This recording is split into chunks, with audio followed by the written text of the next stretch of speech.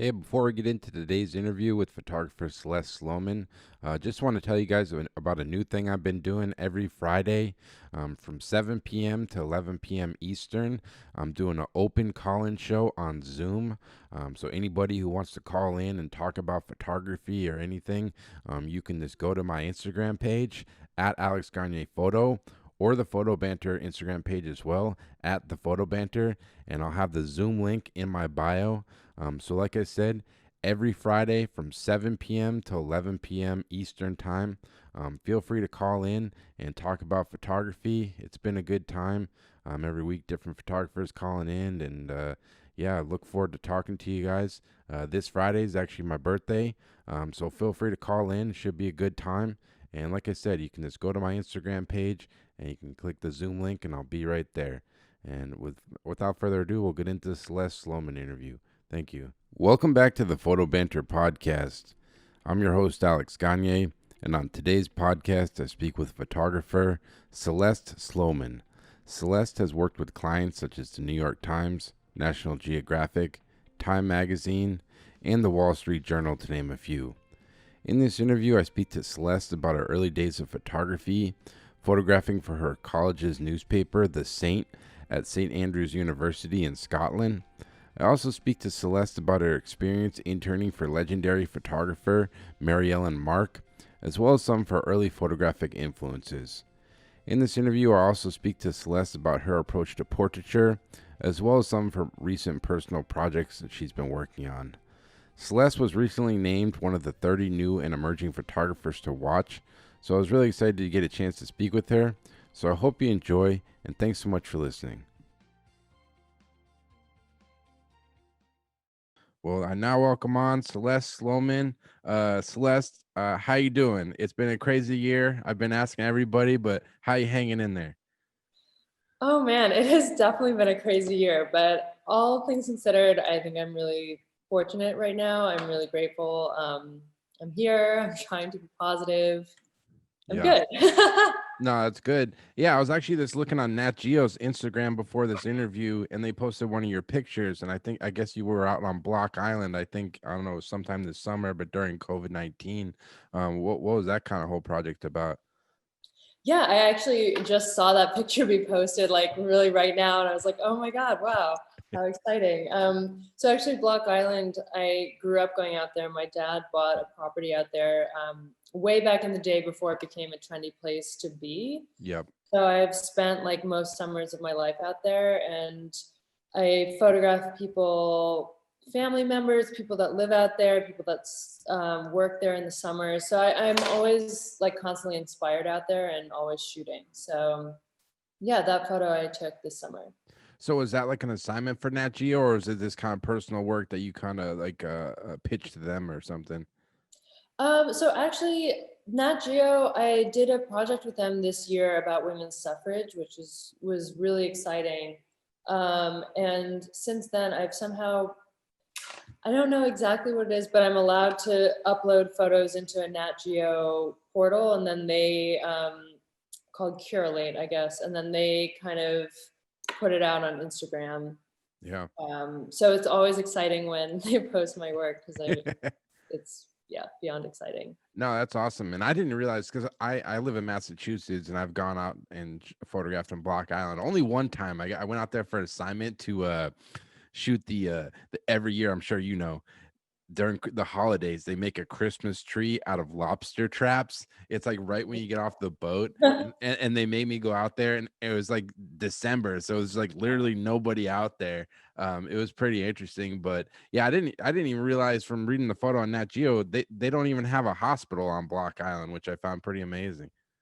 Yeah, so that was really crazy because during I'm born and raised in New York and I'm based in Brooklyn, Yep. but I was gonna go and quarantine out there, but then I felt really iffy about it because, there's no hospital, and then for that reason, my parents couldn't go out either because my dad is a little bit older, and it was a lot to consider. Yeah. No doubt. And like for you, being that you a lot of your primarily your work is portraiture based, like have you kind of had to adjust the way you approach portraiture with COVID-19, or is there any kind of things you've had to switch up just in the way you kind of approach portraiture and everything, I guess? Yeah, I mean, it's definitely been an adjustment. I mean, I've had to change a lot of things, but on the most part, it's been pretty straightforward. It's a lot of, social distancing, obviously, shooting a lot outside, Yeah. maintaining distance. I've been shooting a little bit inside. The main thing is just like crew size is less. Yeah. Like, usually I would go, I mean, it all depends on the shoot because I do a whole range of different things with portraiture, but Yeah. I used to go in with like one or two assistants and a digital tech for some shoots. And for most of this year, I've been shooting just by myself, or maybe with one assistant sometimes. Yeah, no, it's almost good. It's like it kind of shows you don't. I mean, it's great to have all those extra things on shoots for sure, but it shows you don't need a lot as a photographer. You can just make shit happen yourself, pretty much.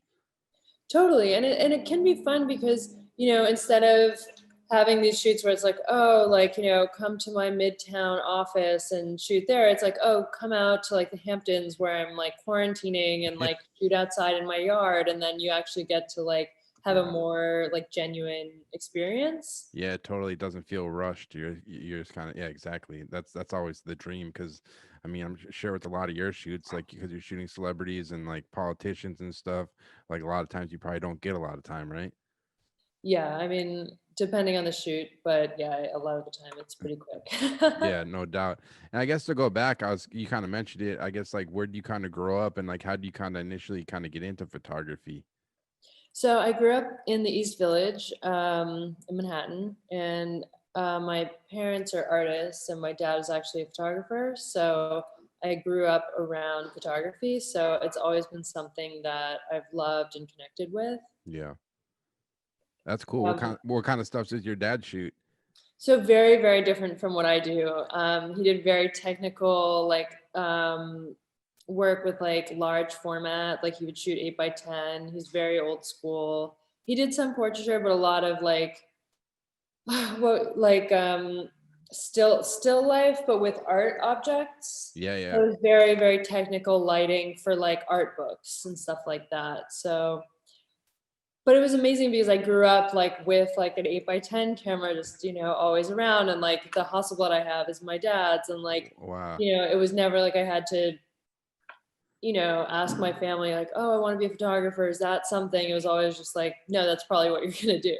Wow, that is awesome. Like to have the support of your family to pursue your artistic and creative endeavors, because like some people don't have that. So it must be a pretty cool environment to like kind of learn from photography from your dad.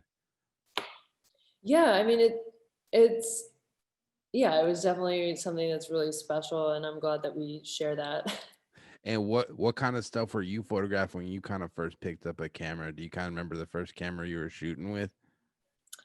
It was probably like a Nikon F2 or something like that, like just one of Class, my dad's old, yeah, like classic. classic. Yeah, like I mean, I started in high school, and I photographed my brother a ton, which I still do, and I'm sure you see his face like all over my website and Instagram. I love Yeah. photographing him. He was on National Geographic last week. Yeah, I saw that. You said it was like your favorite portrait ever. It was like him. I think he was like sitting at a desk or something. There's like a bunch of Yeah, yeah. yeah, yeah. So that picture is actually where I grew up, because we grew up in this very kind of like bohemian art studio in the village, and so that picture is actually really interesting because it was taken, and all the pictures in the background have like elements of like baby pictures of our family, like friends of my parents, like artists, and like so it's like a very layered image. But I started off photographing him, and then I guess also just kind of street photography, or just like very much like photo school 101, like high school stuff, which Yeah. I don't even know what that would be. I don't remember any of those pictures. Yeah. No, that's awesome. And like, did you end up studying photography after high school, or you just kind of teach yourself pretty much? I went to school in Scotland actually for college, and I studied art history, which I think is kind of adjacent, but they didn't have a photography program there, but I still was like the photo editor and like chief photographer of like the student newspaper in Scotland. Me The and my saint, friend Jake. this the saint, right? Yeah, the Saint. How do you know that? I do my research, Oh Celeste. my God. Yeah, a little uh, shout out to the Saint for sure. Yeah, I mean, that was amazing because it was just like me and my friend Jake were just running the whole show and just kind of taking photos and staying engaged with photography, but it wasn't actually a program. and what kind of drew you out to go to school in Scotland? Like, had you been there before, or what kind of made you kind of decide to go to St. Andrews, I guess? I guess it was like, I grew up in the city. I knew that, I'm such a New Yorker. I knew I was probably going to end up here, and I kind of wanted to travel and like see more of Europe, see more of the world, and like take photos kind of in that way. So I think that I knew a friend. I had a friend from my high school who had gone to St. Andrews, and I think she was posting all these images of her like traveling around Europe and like in castles and all this stuff. And I was like, wow, that looks like fun. Let me look at that. Yeah. No, it seems amazing. I mean, one of my favorite photographers of all time, Albert Watson, Yeah, is from exactly. Scotland. Yeah, amazing Yeah. photographer. And like when you're going to school there, you're going for art history. Did you kind of already have it in your mind that you wanted to shoot like professionally, like as like an editorial and the stuff you're doing now, or did that kind of come to you later? I guess. I think it came to me kind of slowly. I feel like when I was in college, it was like you'd see the New York Times, you'd see all these publications that I wanted to work for and be like, I want to do this, but like, how do I get there? Like, what is the path? And the path wasn't clear at the time, especially because I wasn't around, if you don't go to art school, you're not around people that are like doing the thing or like have connections. And Yeah. so it was really not until like after I graduated that I was like really thrown into it. That's cool. And like to go back to the Saint, like what kind of stuff were you guys photo? 'Cause I actually worked at my college. It wasn't a newspaper; it was like a magazine. It came out weekly, and I loved it. For me, Right? because I didn't understand why some students didn't want to be a part of it because it was like free assignments. Like we'd get to go photograph like the dean of like the college or just like random stories, and it was just like so fun. But what kind of stuff were you guys like photographing for the Saint? I guess. Um, well, there was one cover that I remember that was like, cause so Will and Kate, like Prince William and Kate Middleton went to St. Andrews and they met there. And I think that when I was there, there was like, I think they got engaged or they got married. I'm not totally sure. I'm forgetting. Yeah. And they came up to St. Andrews to like do some sort of tour. And then there was like this big like press pit there. And like, it was me and like all these like photographers from like literally all over the world had come up to St. Andrews with these massive lenses. And I was just like the little like student photographer and like I like muscled my way forward and like got this photo of them like walking out like and it was so that was the cover. But I mean we would just photograph like a lot of portraiture. I'm trying to think of what we do. I mean there was not that much going on in terms of breaking news, I can Yeah, tell you yeah. that. No, it's fun. I always just kind of interested in that student stuff. life Yeah. student life is interesting there. Oh, definitely. And like, did you kind of have any photographers like you kind of looked up to early on? Like, did you kind of have any like early influences or like photographers you kind of really admired or anything? I mean, I guess like I always grew up with like the classics, like Avedon and Irving Penn and Annie Leibovitz. I mean, all the classics. Yeah, I mean, that's since definitely like branched out a lot. Um, totally. And I know you ended up going to intern for Mary Ellen Mark, legendary photographer. What was that experience like? 'Cause she's just like I said, this such a legend of the game. yeah, I mean, so I was gonna just mention her as well. She was definitely my favorite.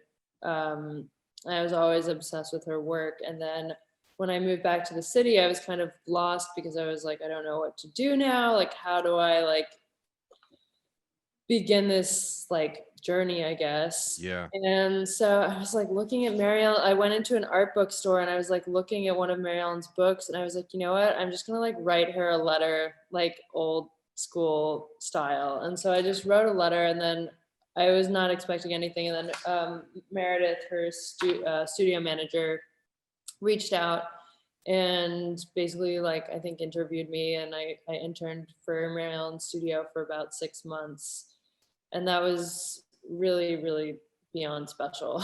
What kind of stuff did they have you handle, and like what kind of stuff was she working on at that point when you were interning there?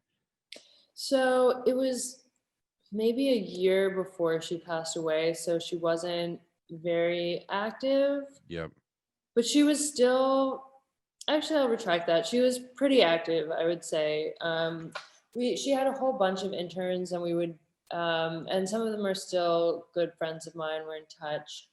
Um, and we would do a lot of archival work, work in the studio, organization, um, a lot of work having to do with her archive. But then we would also do a lot of research for workshops she was doing. She was very active with like her Halloween workshop, which we got to participate in. And she would do like portfolio reviews, and she would look at our work, and she was still working on projects with Tiny, so she was traveling to the Wow. West Coast. And then we got to be on some shoots, like I think she had one advertising shoot that I was kind of assisting on, or just being a helping hand. Another, she would still do some shoots in her studio, and that was amazing because we got to like see her using, what is that camera? The big, like large Oh, the yeah, camera. oh, like the 20 by 24 Yeah, Polaroid. Yeah, that thing's yeah, yeah, yeah. amazing. So I got to see that, which was incredible. And then through that, I met a lot of like amazing people as well. What do you think you kind of admire most about her work, and like what do you kind of take away most from getting a intern for her for 6 months, I guess?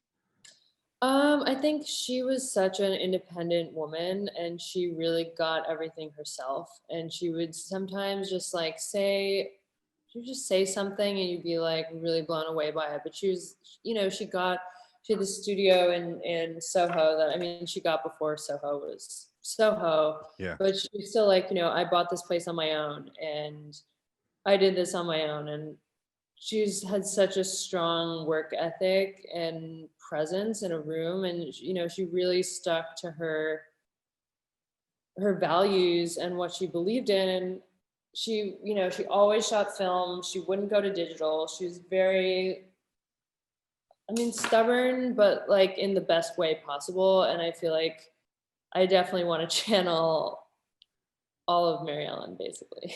Yeah, definitely. Because I mean, as you know, like when you're trying to make a living doing this, you can easily get pulled in a lot of directions to like, because to make money, it's tough. So it's like sometimes I don't know if you've ever felt like this, but it's like, oh, do I need to start doing this so I can get this type of work or this type of assignment? But yeah, like with her, it's like so pure. Like she really just photographed the stuff she liked, and it wasn't like she wasn't doing anything that wasn't out of what she enjoyed, pretty much.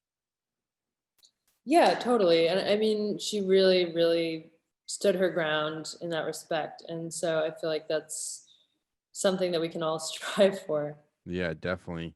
And like you said, once you kind of get to New York and you're trying to get your name out there, like what were kind of some of the first things you were doing to try to like market your work? And did it kind of feel like a daunting task, like starting out, being that you like no, you're just kind of no one knows your work yet. So like, what do you kind of remember about those early days of trying to get your portfolio out there, I guess? Yeah, I mean, it was definitely a challenge. I think it was a lot of doing my own personal work, a lot of interning. I think the best thing for me was, I was very persistent at the time, and was just like kind of knocking on a lot of doors, and like kept knocking on doors until people would respond. And I think for me, the biggest first, not first break, but thing that happened was the Village Voice. And Yep. like, I grew up in the Village, so that was like my home newspaper, and obviously it's so iconic. And I like got an internship with them somehow. And I wasn't very good at like office things. I'm not really an office 9 to 5 kind of person. Yeah. But I would go and shoot like everything that they needed for them. And so I remember like I would just shoot like their dining guide. I would shoot like anything they needed, like random things. And I was just really, really like persistent and would just like try to always be present and, do whatever I could do. And then they started giving me like letting me actually shoot like assignments. Yeah. And then there were a lot of moving parts and like art directors moving around, and my photo editor, his Diaz, like he really was one of the first people that like really believed in me, and like he let me shoot like a cover. Wow. And so I shot like a few covers for The Voice, and this I must have been like 20, like 19 or 20, but like for me that was such a big deal because it not only did it mean a lot to me because it was like this newspaper that I'd idolized since I was a kid, Yeah. but it was just like, yeah, it was a lot of different feelings. But that kind of like launched me being able to like go to other editors and be like, look, I shot this cover, like look, I shot this assignment. And then it's just like this long process of kind of like proving your legitimacy, I guess. No, definitely. And I think you also, I was looking on your website, you attended the Eddie Adams workshop, which is like a legendary workshop. I was just kind of curious, like what was your kind of experience going there? Was it like a beneficial experience for you? Yeah, totally. I was actually there twice. So the first time I went as a student, and that was, oh Lord, 2 years ago, 3 years ago. Yeah. Oh, 2 years ago. Yeah, 3 years ago. Time flies. Time flies. Time flies. Also, this year doesn't count, so Yeah, you know what I seriously. mean. No, I went as a student. It was very interesting, especially because I kind of straddle the line between like sometimes I do photojournalism work and mostly I do portraiture, but I do some photojournalism work, and that workshop is very much geared towards like straight up photojournalism. Yeah. But I thought it was really interesting first of all, the portfolio reviews were amazing, and I was able to really connect with a lot of editors and other photographers that were very, very inspiring and supportive. And I got to meet a lot of people in the industry who I hadn't met before but had been like in contact with. And so I think it's really amazing when you can actually get these minds together and like actually meet the people, and then you're like, oh wow, like this is like there's so many different conversations to be had and so many like symbiotic relationships to be like fostered. I mean, it was very, very exciting. And then last year, um, I went back with Pro Photo with Cliff Hausner. I don't know if you know him. Oh yeah, I know his work. Yeah. So Cliff asked me to go up and help with the pro photo team.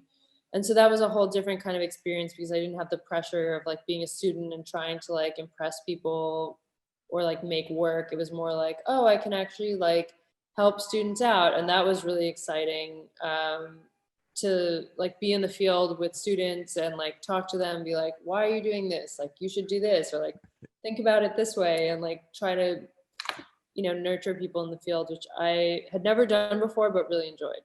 Yeah, I've read about it for years. I never went to it, but yeah, it seemed like such a fun environment. Cause like, what do they do? It basically goes on, I think, for like 3 or 4 days, right? And then there's like different teams. Like, there's like each team has like a color or something like that. And you basically does each team get like a different assignment? Basically, is that how it kind of works?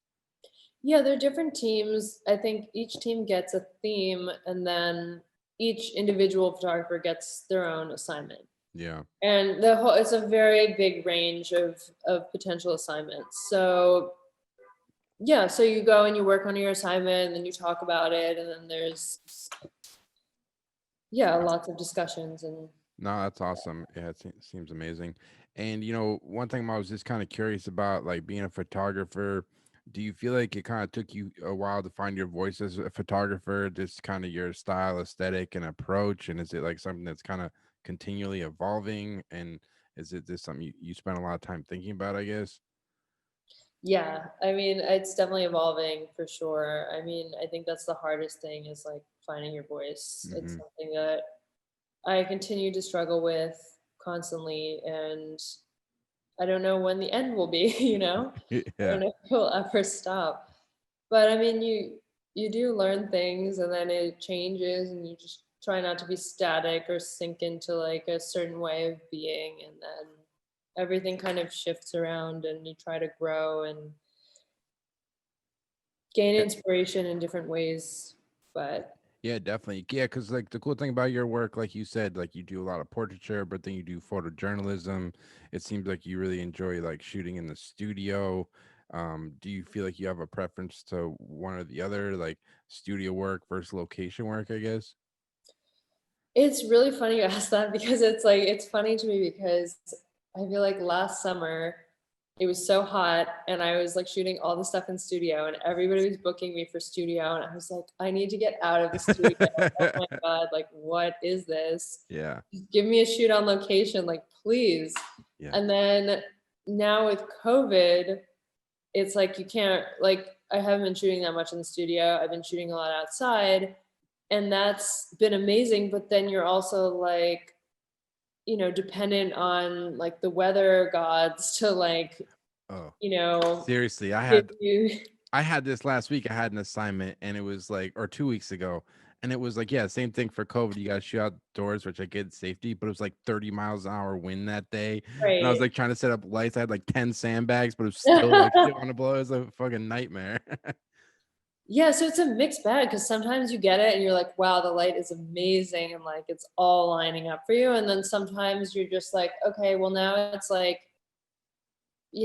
pure high noon sun and like this location isn't great. So it's just a whole bunch of different challenges, but I love both, honestly. I love to just like mix it up and Mm. do And both. how do you generally prepare for assignments? Are you like someone that does a lot of research on people? Like, do you kind of go in knowing exactly like how you want them to pose, and like how do you kind of generally prepare? Like once you get that assignment, what's kind of the process you kind of go through, I guess? Um, I do a whole bunch of different things. I think it really depends on the assignment and what it entails and what's needed. I do a lot, like most of my work is editorial. It's for like the Times or a whole bunch of different publications, but it really depends on, is this like just me going? Like, do I have an assistant? What kind of gear do I need? Is it going to be outside, inside? I'm always ready to go. Like I just got I did an assignment actually this week for Time Magazine, and they were like, "Can you do something this afternoon?" And I was like, "Yep, I'm ready." And so I just like walked out the door. Yeah. And so I like to always be ready to just walk out the door, and like I know exactly what I have, in my arsenal and what I'm going to use. But I research is kind of a mixed bag because I think it's a fine line where like I don't want to over research someone and be like, I know like your favorite ice cream flavor, like something weird like that. But then it can actually help because, I just photographed the new CEO of Citibank, she's really wonderful, and she's from Scotland actually. Yeah. And at first I was like, oh, I'm just gonna walk into it and just no research and just go do it. But then I was like, you know what? No, I'm gonna like do like half an hour of like poking around, and then I was like, oh, she's from Scotland, so immediately I was able to connect with her on set because we Yeah. had that in common. So I think it's good to be prepared and know enough about your subject that you can connect with them and feel informed. Yeah, because I'm sure like sometimes like obviously like those CEO type people and different whoever you're shooting, they're pressed for time, and a lot of people don't like having their picture taken, so they want to get in, get out quick.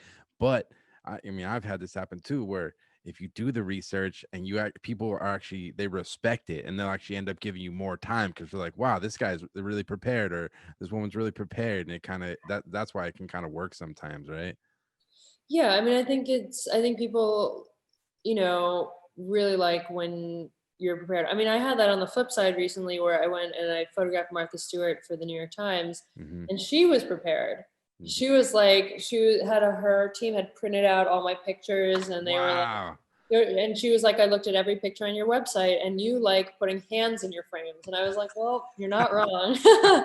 But Wow. like I appreciated that, I was like, wow, she took the time to like see who I was, and like I had also done my research on her. I think it's good to respect people and to, see what they're into. And I think that the best kind of pictures you can get are when you can actually collaborate with the person and have some kind of mutuality, Yeah. connectivity, like all of that stuff is great. That's incredible that Martha Stewart and her whole team was like, for someone who's been photographed a million times by a million photographers, they're still like, that just goes to show like why her brand's so successful. They're like Totally. detailed. That's incredible. That's really cool to hear. Uh, um, and one thing when you walk away from a shoot, do you walk away every time like completely satisfied, or even at this point in your career, do you ever kind of second guess choices you made on shoots, or what's kind of your general like feeling walking away from shoots now, I guess? I mean, I think it is currently and will always be like the shot you didn't get is Yeah. something that will like haunt you for maybe eternity. I No. mean, I definitely have that a lot. I mean, yeah, I mean, you always look back and you're like, oh, I should have used that light. I should have taken more pictures. Oh, the light was good. Why didn't I get that other shot? That's why I actually love portraiture shoots because they're finite. You know, Yeah. you can't have a person for so long. When I'm doing like, if you asked me to go cover like a protest, like I wouldn't leave until like I would drop dead because I'll just be like, well, maybe if I stand around for another like 20 minutes, I'll get the shot. And I've done that before where I'll just like I won't like drop it. And I think with portraiture it's good because you just have to do it in this specific amount of time and then you walk away and It is what it is. it is what it is and then you learn your lesson. Yeah. No, it's just good to relate to other people with that, because it's like, yeah, yeah, I always feel that way sometimes. Like, damn, I should have asked them this or it's on this, but it's like, yeah, you're right. It is portrait is a finite thing, so it's like you're only gonna get what you can get, but it's good to hear. Um, and looking at your website, you ended up I don't know when you photographed her. Oh, we're getting pictures. uh, you photographed Vice President elect Kamala Harris for the cover of I believe it was was it Elle France? I Yes. think, yeah, okay. How's that kind of experience photographing her, and like what was kind of your approach for that portrait? So that portrait was actually not taken for Elle France. Hmm. I took it in, oh boy, the years again, like 2 years ago, It's okay. for the New York Times actually. So I did a project with the New York Times with another photographer as well, where we photographed every woman of the 116th Congress. Yeah. So yeah, during the course of that shoot, I was able to photograph Kamala, which was like totally amazing. And those photos have like now taken on like a whole new life and they've been published in like so many other places and have gotten so much love. And it's really exciting to see that because at the time, I mean, I was so excited to photograph her 2 years ago, you know, Yeah. and she's such an incredible figure and, character. Um, Yeah, no, it was so incredible because I think the New York Times ended up printing a whole book, which I yeah. look. It's still available for purchase. I can put a link to it. It's the 116th Congress. So for that project, you photographed every Congresswoman basically for that election year, pretty much. Yeah, so it was me and another photographer, and we Yeah. covered between the two of us, we covered every woman except for one. Okay. And like for a project like that, I'm always interested. I've talked to a couple of photographers who like photograph political stuff. Is the political space something you like documenting, and like how do you approach shoots, because obviously you're not going to agree with some people you're photographing their political views. Like how do you kind of approach those shoots, because I know some photographers, I know guys I've worked for, they'll turn down shoots because they don't agree with people on certain politics, but like how do you kind of approach the political space in terms of photographing, because you photographed a lot of different politicians at this point? Um, I love covering politics. I think it's super interesting and something I always want to do. I will photograph anybody, really, honestly. I think it matters who the client is in a Yeah. lot of these cases. If I was going to photograph somebody who I did not agree with politically or ethically, Yeah. I would want to make sure that it was for a publication or client that that I agree with. So, for example, like I would photograph virtually anybody for the New York Times or like Time Magazine or a client like that, where Yeah. integrity is like the foundation of the publication. There are tons of other publications too where, it's, I totally agree with the publications as well, but it's more of like a lifestyle or like feel where you're like, okay, do I want to necessarily idolize somebody who I don't think is doing good things? So I've definitely had a lot of circumstances where I've had to make like Yeah. decisions, Yeah. and you can always make it work No, in a way definitely. that is ethical. No, yeah, it makes sense. I'm always, yeah, it's just an interesting point. It's just, yeah, because you're right.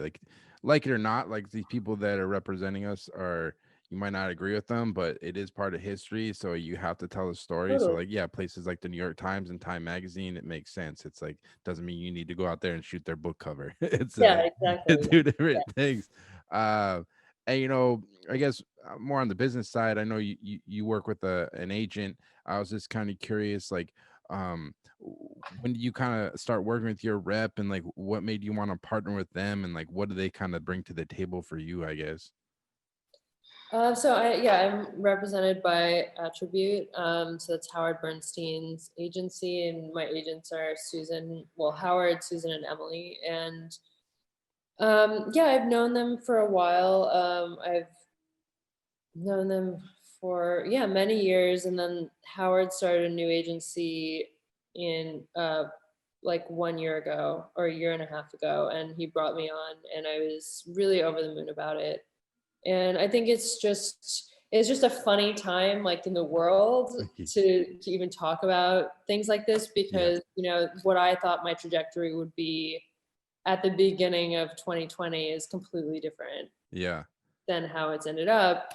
And so the whole business, I think, right now is like kind of figuring itself out.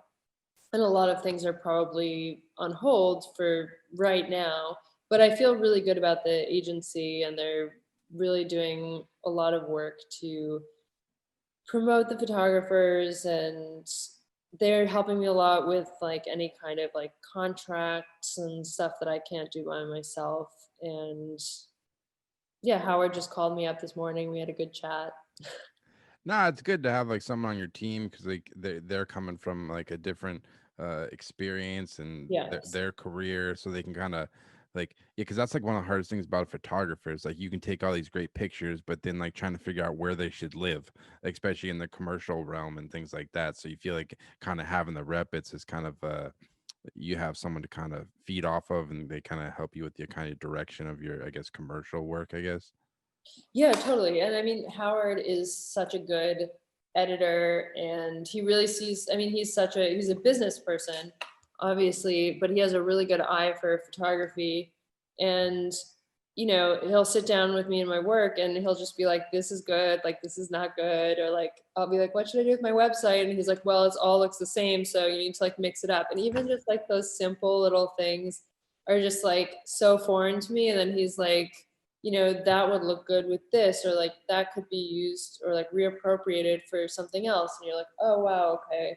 Like I never would have thought of this. So it's good to have like as many sets of eyes on my work as I can get. And I'm always so grateful that Howard or Susan or Emily will, they always will take the time to like talk through my new work or like encourage me to make more work. Yeah.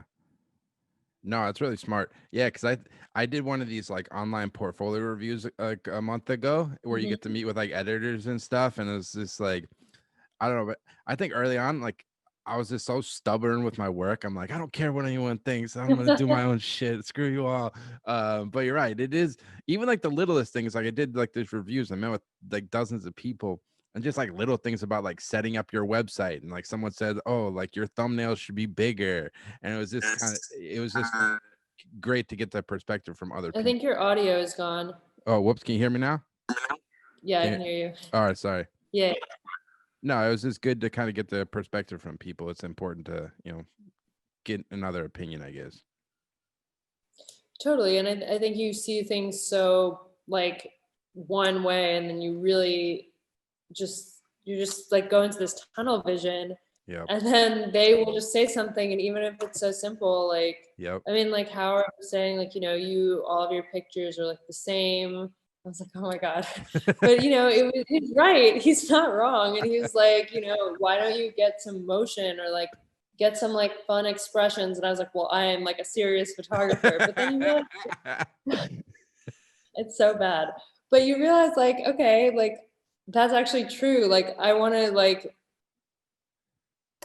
it doesn't all have to be heavy all the time. And it's good to have a balanced portfolio that, has some work that's more exciting and energetic. Yeah, you want that deep bag of tricks to go to, like every client's different, so you got to have that Yeah. that deep bag. Um, and talking to our mutual friend Joe Pug, he told me to ask you about a personal project you've been working on. I believe in Coney Island. He said you've been working on a personal project, photographing someone down there. I know what's that kind of project all about, and like how on top of that, how do your personal projects usually come about? Oh, that's cool. First of all, I would just like to say thank you to Joe Pug because he is like, of all the people ever, he is such an amazing mentor and friend. Yep. That's all I'll say for now. But Yeah. big, big shout out to Joe Pug. Yeah, I haven't been working on this project that he's talking about for a while, just because for a number of different reasons. But I met this Russian woman on the beach in Coney Island, and I photographed her on and off for a few years. And yeah, it was incredible. It was a very like bizarre collaboration, and there wasn't really much to say besides I wanted to take the photos. And So you sometimes would that's so how you would just kind of meet up with her pretty much like at the beach and just kind of shoot portraits, or you kind of going to her home, or what was kind of the both. I photographed her with her family. I photographed her giving birth. I wow. photographed, which was wild. Definitely a crazy experience. Um, I photographed her, she was a very creative, bizarre, idiosyncratic person, and we would just kind of go to the beach or different areas. We'd drive around in Coney Island, and I'd photograph her doing random things. It was very. She's kind of like a performance artist, but Hmm. she, without the terminology attached. We would just make interesting, weird pictures. Honestly, that's what it was. So, And and I really enjoyed it. no, that's awesome, man. Do you think it's something you'd like to publish or like do a show with, or is there kind of any goal with the project at this point, or I need to revisit it. There are some pictures of it on my website and definitely on my Instagram. I can send them to you if you're interested. yeah, definitely. But um, eventually, I would like to make a book out of it. I need to reconnect with her actually, and I think personal work has been the thing I've been struggling with the most this year, and actually for the past 2 years, Yeah. just because I've been working so much, and Yeah, that's a good problem to have. it's a great problem to have. It's funny because I was having this conversation actually 2 days ago with Greg Heisler. Do you know Yep. him? Oh, definitely Yeah. legend.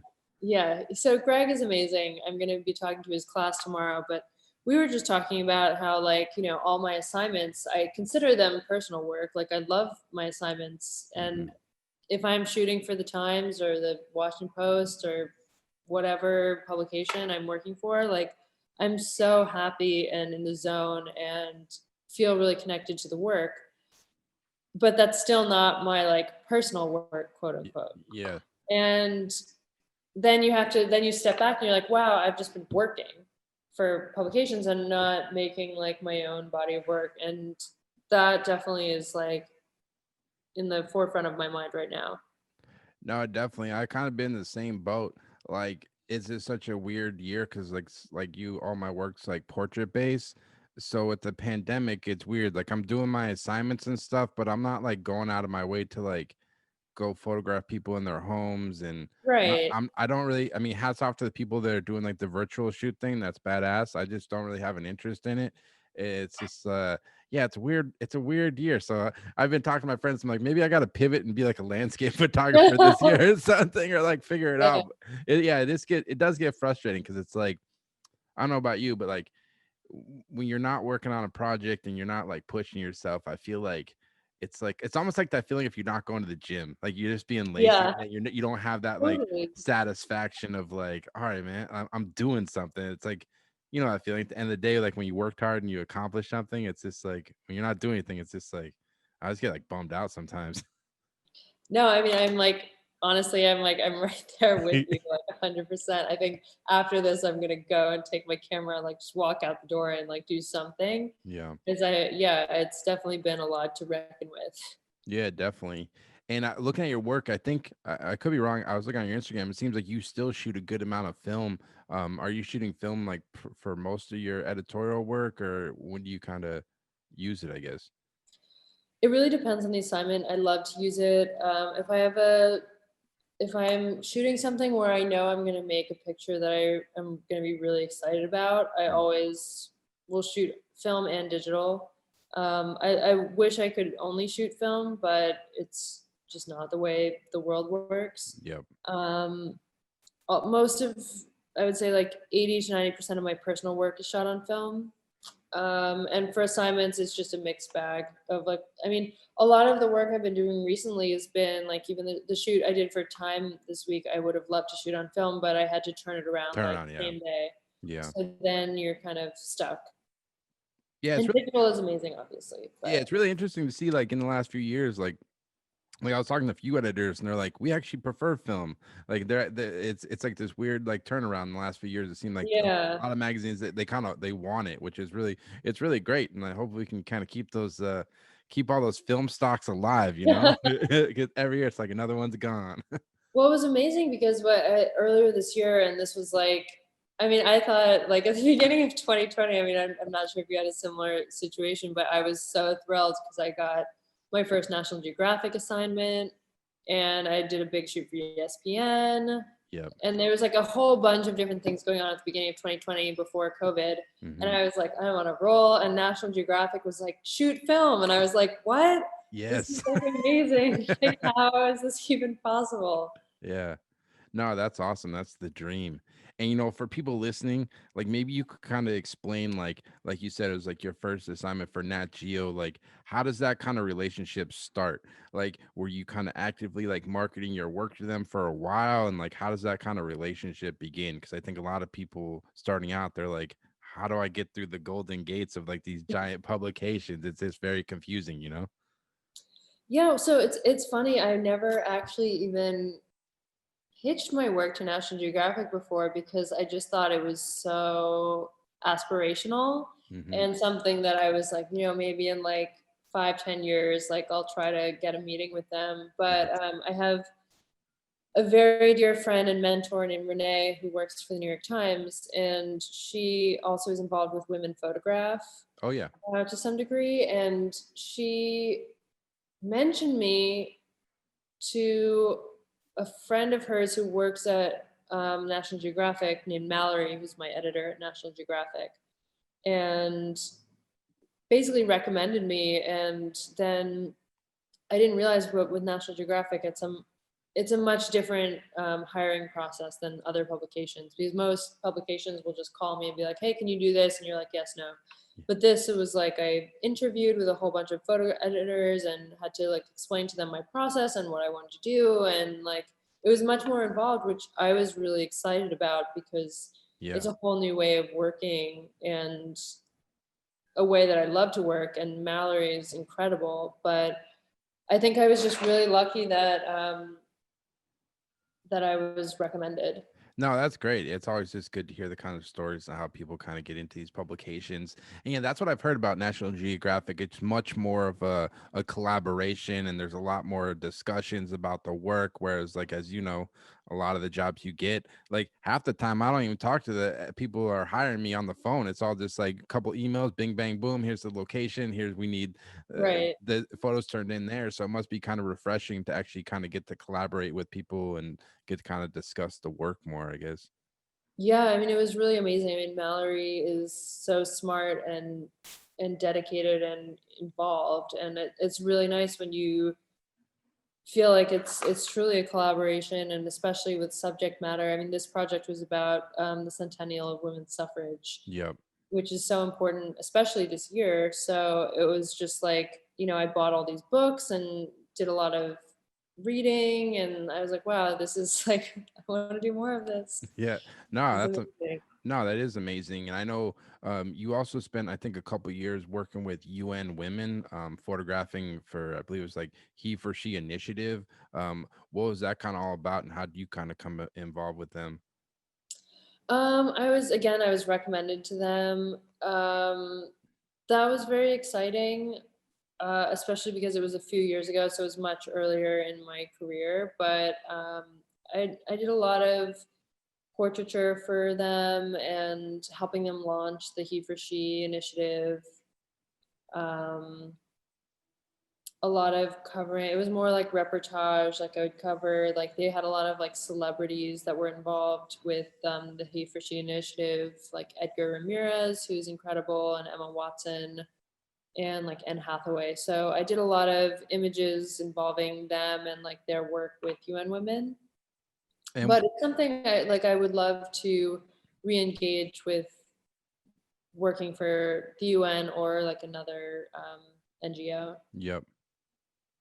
And what was the goal with the initiative, He for She? What was the initiative all about? It was about gender parity, so getting like equal pay in the workplace. Like they were trying to engage like a lot of big CEOs and people that have the power to, create equal pay in government and in like the corporate sector. So they were just trying to engage them, and highlight people like, for example, like Icelandic politicians who, like, in Iceland they have like incredible gender parity, and then try to get them to teach, other countries how to improve what they're doing. So it's just like a lot of discussions, a lot of dialogue about how, you know, both in politics and in the workspace we can like improve gender parity. No, I think it's amazing because it shows you like the power of photography, and it's like this tool we have. Like, obviously, it's really fun to photograph like these celebrities and movie stars and these musicians, but like getting to work on project like that must be like very fulfilling, and like it's just goes to show you this the power of photography and what you can do with it. You know? Yeah, totally. I mean, it's, I'm what I love about portraiture is that it connects you with so many different people and faces and issues that it's like, celebrity stuff is amazing, real people is amazing. Like all of it is interesting and informs the next thing and makes you into kind of like a more rounded citizen and trying to do like, not just make art, but also do work that's impactful. Yeah, definitely. And one cover I had to ask you about, it was a great cover. You photographed the legendary Billie Jean King for the Oh cover my of God. Glamour magazine. This a legendary sports icon. What was kind of your experience photographing her, and like what was kind of your overall approach to that shoot, I guess? Billie Jean King is amazing. I mean, she's such an icon. That shoot was for Glamour magazine. Hmm. Their concept for it was to have her be like the godfather, like the kind of like badass, like OG, woman for equal pay. That was actually a challenging shoot because it was during COVID. Oh, wow. And yeah, that was done pretty recently, and so I had a very limited crew. I think the space that we were shooting at the New York Historical Society, Hmm. and so I was only allowed to have one assistant and the photo editor, but no creative director or art director. And it was a much more like conceptualized shoot. So it was actually quite challenging, that one, because I couldn't have that much gear because it was just myself and the assistant carrying it. Yeah. And the space was limiting too. So we just kind of had to like really, and the room we were shooting in had no natural light either. So it was just one of those ones where you're like, all right, well, Billie Jean is amazing and we'll make the picture great anyways. Yeah. But it was definitely technically a challenging shoot. No, definitely. That's the fun thing. The fun thing or the scary thing about editorial photography is like you never know what you're gonna walk into. So it's just like, yeah, you just gotta make shit happen on the fly a lot of times. Yeah, absolutely. And I know you just recently you were, I don't know how it works. What do they call it? Like awarded? You're like the one of the PDN third, or not? It's not PDN anymore. It used to be PDN. Now it's like, Yeah. what do they call it now? It's the 30. I think they just call it the 30 Urban now. photographers. Yeah, yeah. How is that? Yeah. Yeah, it's like the 30, it's like up and coming, like people are just Yeah. killing the game. Like how did it feel to kind of get to be a part of that group of amazing photographers? Oh my god, so exciting. I mean, I think I was nominated. I think Joe Pug nominated me last year. I'm not Yep. sure if he nominated me this year, but last year I didn't get it. And then I was kind of like, okay, like, I mean, I wasn't really expecting it either, but I was Mm. just like, well, that's nice that they thought of me, whatever. And then I got nominated again this year and I was like, oh, it'll be the same. Like, I'm still like very grateful that I was nominated. But then when I got it, I was like really thrilled, and then even more thrilled when I saw the rest of the list because I didn't know who was on it, and I knew I'd gotten it like a few months ago, and they were like, "You can't tell anybody," so I was like very quiet about it. And then when they published the list, I was actually like on assignment somewhere, and then I saw it, and I was like, "Wow!" Like, oh, like I know a few of them, and I'm familiar with a lot of their work, and it's just like a very humbling list to be part of. Yeah. So I'm very excited. I mean, I hope it brings good work to myself and to all of them, and Yeah. Yeah, it's probably very cool. this kind of it's probably even this kind of solidifies this all your hard work, and this key even probably this like motivates you more. It's just like getting to see all those other people, and this kind of, yeah, it's awesome. Yeah, I was very, very thrilled to see that. No, that's great. And I guess to wrap up, like you've been doing this for a while, like what kind of goals do you have for your work moving forward? I guess anything you're kind of hoping to work on kind of going forward? Um, I mean, I'm still just feel like there's so much I have to do. I mean, there's so much I want to learn still. There's so many pictures I haven't taken yet that I want to take.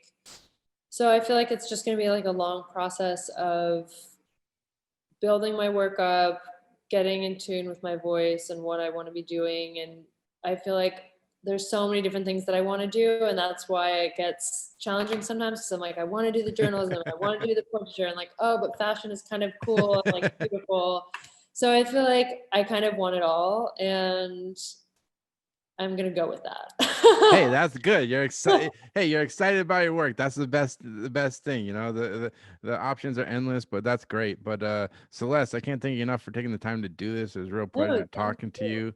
And for people listening, if they want to check out more of your work, where's the best place for them to go? My website is just my name, celestesloman.com, and my Instagram is just at Celeste Sloman. But thank Perfect. you so much for having me. It's No, so nice to meet you. no, thank you. I'll cut it there. So there you have it. That was the Celeste Sloman interview. I just want to thank Celeste so much for taking the time to come on the podcast. It was a real pleasure talking to her about everything she's kind of worked on over the course of her career. Just a really amazing photographer who's constantly shooting and really kind of pushing her artwork forward. So I can't thank her enough for taking the time. Definitely go check out Celeste's website at celestesloman.com, as well as her Instagram at Celeste Sloman. I'll put all the links in the descriptions, but definitely go give her a follow. Lots of cool work up there. And as always, I'll be having weekly podcasts every Monday on Apple Podcasts, Spotify, as well as the Photo Banter YouTube page. You can get the video there on YouTube. So definitely go follow us on all the different platforms. And yeah, thanks so much and have a nice Thanksgiving.